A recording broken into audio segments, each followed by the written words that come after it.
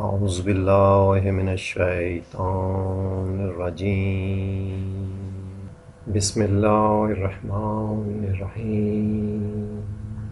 نفس الامر میں جو اولاً اور بالذات متحقق ہے وہ سوائے وجود کے کچھ نہیں، پھر عقل اس سے ماہیت کو عکس کرتی ہے، جبکہ ماہیت نہ تو بنائی گئی ہوتی ہے اور نہ ہی علت سے فائز ہوتی ہے۔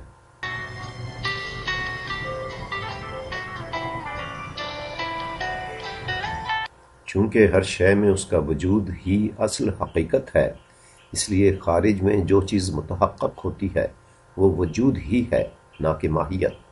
مثلاً اگر ایک کرسی معرض وجود میں آتی ہے تو جو چیز متحقق ہوتی ہے اور جو چیز کرسی کی علت سے فائز ہوتی ہے وہ کرسی کا وجود ہے، کرسی کی ماہیت نہیں ہے۔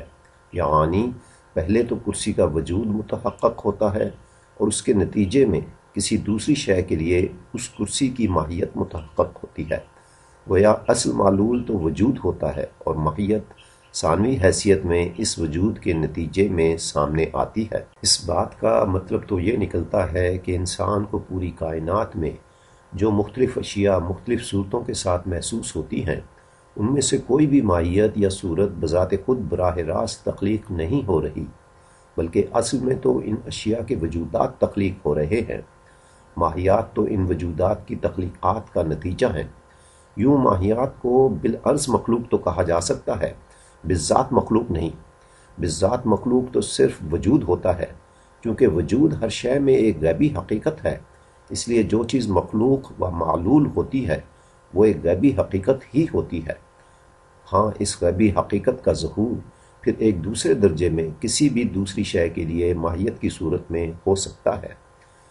حقیقت کو یوں ماہیت اور وجود میں تحلیل کرنے سے حقیقت کے دو پہلو نکلتے ہیں، ایک اس کا وجودی پہلو اور دوسرا اس کا ماہیتی پہلو، جیسا سامنے شکل میں دکھایا گیا ہے۔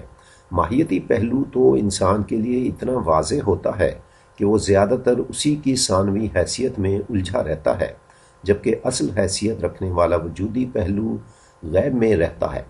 گویا کائنات میں جتنے بھی تغیرات، حرکات اور نت نئی صورتوں سے انسان کو واسطہ پڑتا رہتا ہے، ان تمام امکانی ماہیات کا انسان کے لیے متحقق ہونا ایک ثانوی معلول کے طور پر ہوتا ہے، جبکہ اصل معلول تو ان تمام صورتوں اور تغیرات کا امکانی وجود ہوتا ہے۔ المختصر یہ کہ اصل معلول تو وجود ہی ہوتا ہے، اور جس طرح اصل معلول وجود ہی ہوتا ہے اسی طرح اصل علت یعنی علت ذاتی یا علت مؤثرہ بھی کوئی وجود ہی ہو سکتی ہے، کوئی ماہیت نہیں ہو سکتی، کیونکہ اصل علت تو وہ ہوتی ہے جو کسی شے کو وجود عطا کرے، اور کوئی بھی ہستی کوئی ایسی شے کسی کو نہیں دے سکتی جو خود اس کے پاس نہ ہو، جبکہ ماہیت اپنی ذات میں وجود سے معرہ اور خالی ہوتی ہے۔ یعنی ماہیت کی ذات کے پاس وجود جب ہے ہی نہیں تو وہ کسی کو وجود عطا کیسے کر سکتی ہے؟ کسی بھی شے کو وجود تو وہی عطا کر سکتا ہے جو عطا کیے گئے وجود کا خود مالک ہو۔ المختصر یہ کہ جس طرح اصل معلول تو وجود ہی ہوتا ہے، اسی طرح اصل علت بھی کوئی وجود ہی ہو سکتا ہے۔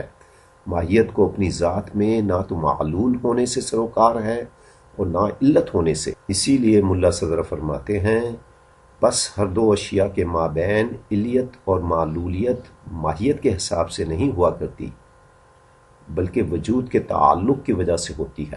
گویا علت و معلول ہونے کے اصل معاملات تو وجود کی غیبی سطح پر وقوع پذیر ہو رہے ہوتے ہیں، جبکہ اپنے عملی تجربات کی بنا پر انسان مختلف ماہیتوں کو ہی ایک دوسرے کی علت سمجھ رہا ہوتا ہے۔ استعدادی علتوں کی یہ سمجھ وہمی ہونے کے باوجود اس کی عملی زندگی کے لیے بہت ضروری ہے، کیونکہ اسی وہمی سمجھ کے ذریعے ہی وہ وجودی سطح پر اپنے اختیار کی دخل اندازی کر کے اپنے حالات میں بہتری لانے کی کوشش کرتا ہے۔ پھر سائنس کی ترقی نے تو وہم یعقانی انسان کی ابتدائی عقل کو اور بھی زیادہ پھیلا دیا ہے اور انسان کی مادی و جسمانی زندگی کو بے انتہا آسان بنا دیا ہے۔ اس لیے استعدادی علت و معلول کی اس وہمی سمجھ میں کچھ حرج بھی نہیں ہے۔ حرج تو محض اس بات میں ہے کہ انسان اس طرح کے علت و معلول کو وہمی نہیں سمجھتا اور اس بات سے بے خبر ہے کہ اصل علت و معلول تو وجود کی غیبی سطح پر رونما ہو رہے ہوتے ہیں، کیونکہ وجود ہی تو اصل حقیقت ہے۔ یہ ظاہری اور اوپری ماہیات، صورتیں اور نقوش تو خود یہ فریاد کر رہی ہیں کہ ہمیں تحریر کرنے والی کوئی اور ہی حقیقت ہے جس کی حیثیت اصل کی ہے۔ اس بات کو مرزا اسد اللہ غالب نے اپنے اس مشہور شعر میں خوب باندھا ہے: نقش فریادی ہے کس کی شوقی تحریر کا، کاغذی ہے پیرہن ہر پیکر تصویر کا۔